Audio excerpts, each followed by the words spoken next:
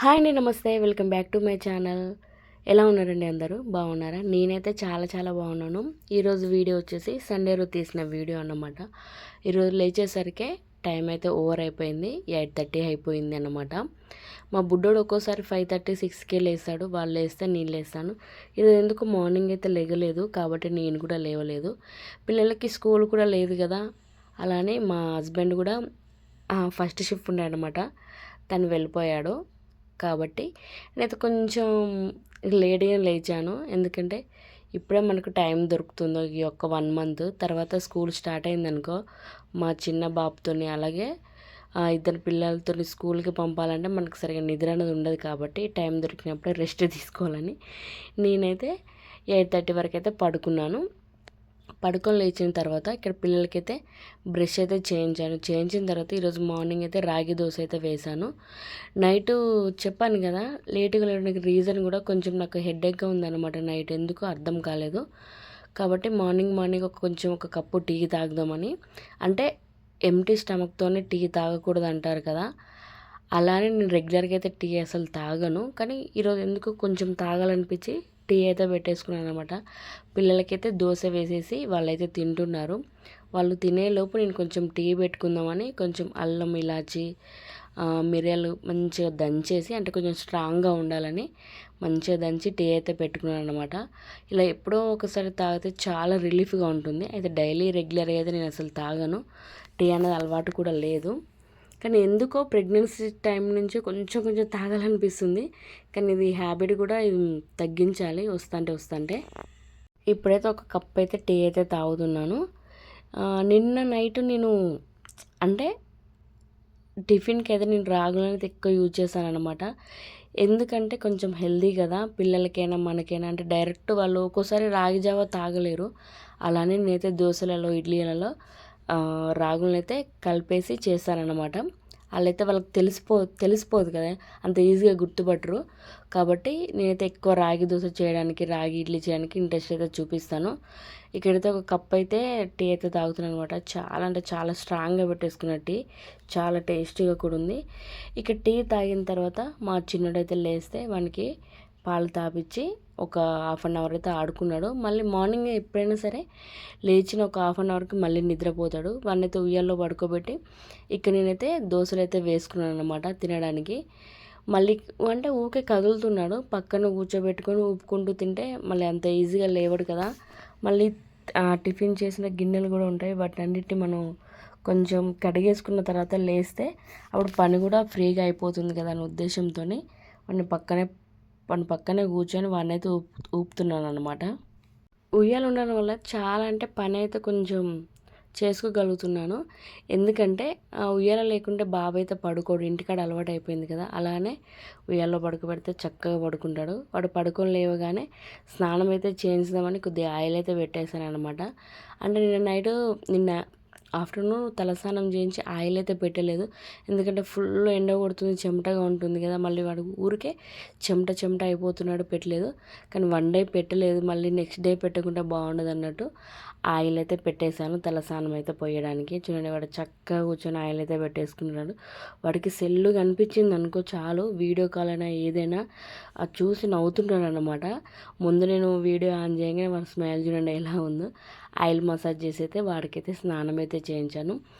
ఈరోజు అయితే లంచ్లోకి అయితే బిర్యానీ చేద్దామని అయితే బాస్మతి రైస్ని అయితే నానబెడుతున్నాను అనమాట. చాలా రోజులు అవుతుంది బిర్యానీ చేయక.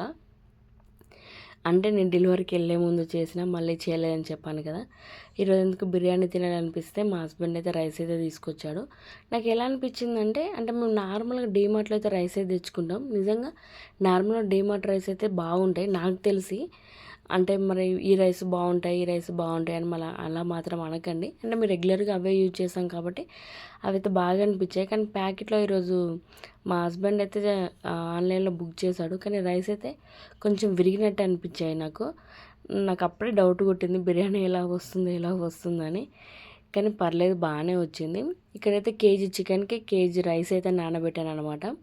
ఫ్రెష్గా కడిగేసుకున్న తర్వాత కారం, ఉప్పు, అలాగే అల్లం వెల్లుల్లి పేస్టు, పెరుగు, చిటికెడు పసుపు కూడా వేసుకొని మొత్తం అయితే బాగా కలిపేసుకున్నాను. ఇది వచ్చేసి బిర్యానీ మసాలా. అలాగే ఒక టేబుల్ స్పూన్ వరకు గరం మసాలా కూడా వేసుకొని కొంచెం కొత్తిమీర పుదీనా కూడా వేసుకొని ఇందులో ఏంటంటే నేను ఒక 1 టేబుల్ స్పూన్ వరకు ఆయిల్ కూడా వేసాను అనమాట. అంటే చికెన్కి మంచిగా మసాలా అంతా పడుతుందని. అలాగే ఒక 2 పచ్చిమిర్చిలు కట్ చేసి అయితే వేసుకున్నాను. ఇలా వేసుకున్న తర్వాత వీటన్నింటి బాగా కలిపేసుకొని ఒక 10 మినిట్స్ పాటు అయితే ఫ్రిడ్జ్లో పెట్టేశాను అనమాట. అప్పటికే టైం అయితే లేట్ అయిపోయిందని చెప్పాను కదా, అందుకే కొంచెం వంట తొందరగా కావాలని ఒక 10 మినిట్స్ పెట్టాను. కావాలంటే మీరు ఇలా బిర్యానీ ఏదైనా చేద్దామని ప్లాన్ చేసుకున్నప్పుడు ఒక హాఫ్ అన్ అవర్ అయినా ముందు కలిపి పెట్టేసుకోండి. మసాలా అంతా పీసులకి చాలా చక్కగా పడుతుంది అనమాట. టేస్ట్ అయితే కూడా చాలా బాగుంటుంది. అంటే తినేటప్పుడు కొన్ని పీసులు చప్పచప్పగా అనిపిస్తాయి, అలా కాకుండా టేస్ట్ అయితే చాలా బాగుంటుంది. నేనైతే కలిపి అయితే పెట్టేసుకున్నాను. కలిపి పెట్టేసుకున్న తర్వాత హాఫ్ అన్ అవర్ తర్వాత 10 నిమిషాల తర్వాత నేనైతే కర్రీ అయితే స్టార్ట్ చేశాను అనమాట, బిర్యానీ చేయడం. నేనైతే అక్కడ పెద్ద గిన్నెలు అయితే లేవు, ఇదే గిన్నె తెచ్చుకున్నాను. ఇక ఇదే మీ ఇద్దరి మీద ఇదే కంటిన్యూ అవుతుంది గిన్నె. కానీ ఈసారి వెళ్ళినప్పుడు పెద్ద గిన్నెలు అయితే తెచ్చుకోవాలి.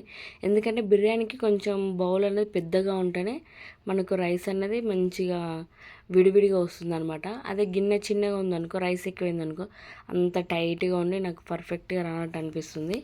ఇక్కడైతే నేను చికెన్ అయితే వేసుకున్నాను. ఆయిల్ వేసుకున్న తర్వాత ఉల్లిపాయ పచ్చిమిర్చి బాగా వేగిన తర్వాత చికెన్ కూడా వేసుకున్నాను. చికెన్ వేసుకొని ఒక 5 మినిట్స్ పాటు అయితే హై ఫ్లేమ్లో పెట్టేశాను. పెట్టేసిన తర్వాత ఒక 2 టమాటాలను అయితే ప్యూరీలా చేసేసుకొని వేసేసుకున్నాను అనమాట.